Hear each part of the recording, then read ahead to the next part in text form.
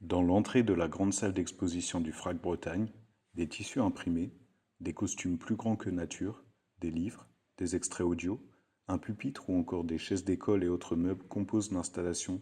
Tous les morceaux de la parole reviendront par ici pour se raccommoder entre eux.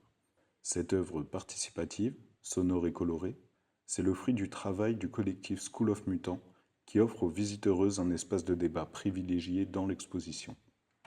Né en 2018 au Sénégal, School of Mutants est un collectif d'artistes, de chercheuses et d'activistes.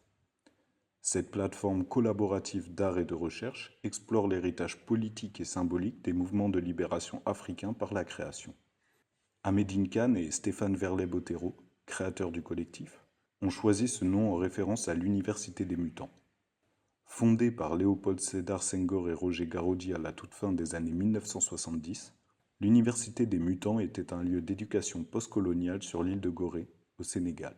Elle a été pensée pour questionner l'hégémonie culturelle occidentale dans un contexte de prise d'indépendance des États africains.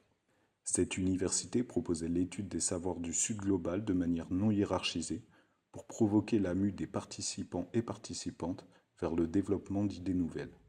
L'installation « Tous les morceaux de la parole reviendront par ici pour se raccommoder entre eux » fait référence à un film, Bamako, du réalisateur malien Abderrahmane Sissako.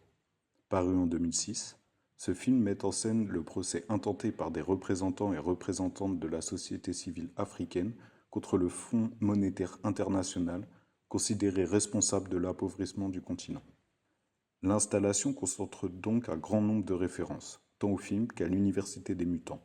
Le pupitre, tout comme les costumes et les micros en céramique, renvoient à ce procès fictif, tandis que les petites chaises peintes évoquent le milieu scolaire et l'éducation. Sur les pans de tissu suspendus, des extraits du film, ainsi que des images d'archives renvoyant au projet utopiste de l'Université des Mutants. Au-dessus du canapé, une douche sonore diffuse des extraits du film qui se concentrent sur les prises de parole des différents protagonistes. Sur le bureau et dans le buffet, on trouve une riche documentation sur le film et les fondements théoriques de l'université. Pour lire, débattre ou simplement vous immerger dans le travail des artistes de School of Mutants, venez expérimenter cette œuvre dans l'exposition Invisible jusqu'au 16 novembre.